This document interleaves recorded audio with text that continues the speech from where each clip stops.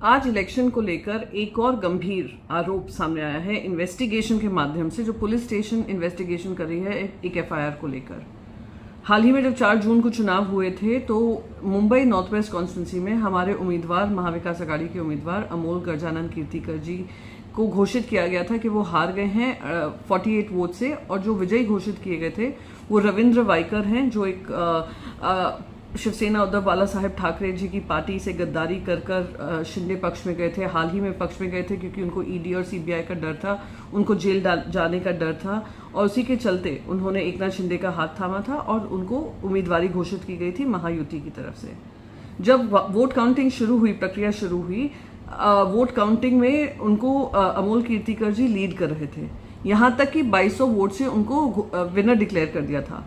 फिर बाद में उन्होंने रिकाउंटिंग रविंद्र वाइकर ने मांगी। 2 बार रिकाउंटिंग के बाद अचानक से ही खबर आती है कि 48 वोट से रविंद्र वाइकर जी की जीत हुई है।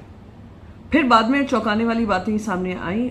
ये पता चला एक अरोड़ा जी जो एक इंडिपेंडेंट कैंडिडेट थे और एक शाह जी जो एक इंडिपेंडेंट कैंडिडेट थे, उन्होंने वनराय पुलिस स्टेशन को अप्रोच कर कहा कि किस तरीके से रविंद्र वाइकर के साले वो एक मोबाइल फोन बिल्कुल भी काउंटिंग एरियाज में अलाउड नहीं है।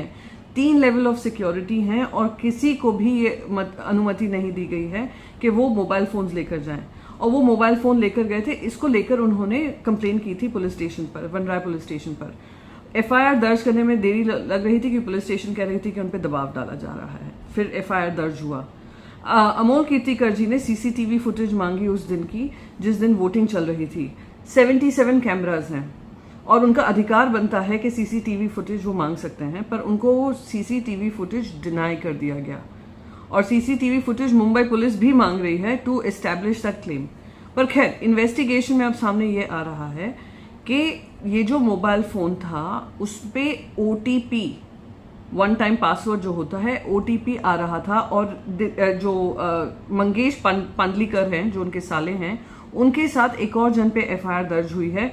वो है दिनेश गुर्रव। दिनेश गुर्रव कौन है? वो ऑनकोर जो ऑपरेटर है, पोल पोर्टल जो होता है, ऑपरेटर है और इलेक्शन कमीशन के साथ हैं। ये दोनों का नाम आ रहा है कि ये दोनों साथ में मिलकर काम कर रहे थे और ओटीपी उनके हाथ पे आ रहा था और वो उसके माध्यम से पोस्टल बैलेट्स की हेराफेरी हुई है। तो क्या ये गंभीर चीज नहीं है? क्या ये सब चीज का संज्ञान लेकर इलेक्शन कमीशन को ये जो रिजल्ट डिक्लेयर किया है उसको ऑन होल्ड नहीं रख देना चाहिए? क्या इलेक्शन कमीशन की जिम्मेदारी नहीं बनती है कि अगर हम फ्री एंड फेयर निष्पक्ष चुनाव की बात करते हैं तो अगर इस तरीके की इन्वेस्टिगेशन, और वो भी मुंबई पुलिस में, यहाँ पे कुछ भी अपना नहीं बोल रही हूँ, मुंबई पुलिस की इन्वेस्टिगेशन बता रही है, तो इस पर कार्रवाई होनी चाहिए। क्या ये सही होगा कि अभी तक जो कंट्रोवर्सी चल रही है इन्वेस्टिगेशन के जो दायरे में है और एक जीता हुए कैंडिडेट को आपने हरा दिया, 48 वोट से हरा दिया, क्या उसकी इन्वेस्टिगेशन खत्म ना होने तक क्या रविंद्र वाइकर को ओथ लेना लाजमी होगा? और मैं कहती हूं अगर इलेक्शन कमीशन फिर भी इसमें विफल रहा तो कोर्ट्स तो हैं ही, हम जुडिशरी से उम्मीद करेंगे कि जुडिशरी इसमें स्टेप इन कर जो सही है काम करे। जैसे कि चंडीगढ़ का जो मेयर चुनाव हुआ था, सीसीटीवी के सामने दिख रहा था कैसे अनिल मसीह जो हैं वो पूरी तरीके से मैनिपुलेट कर रहे थे। ये भी एक मैनिपुलेशन है। और अगर इसका संज्ञान इलेक्शन कमीशन नहीं लेता है तो इलेक्शन कमीशन की खुद की भूमिका पे बहुत गंभीर सवाल उठेंगे। मैं उम्मीद करती हूँ कि इलेक्शन कमीशन इसका संज्ञान लेकर इस पे कठोर कार्रवाई करेंगे और देश में जो निष्पक्ष चुनाव होने चाहिए उसकी निष्पक्षता को बरकरार रखेंगे।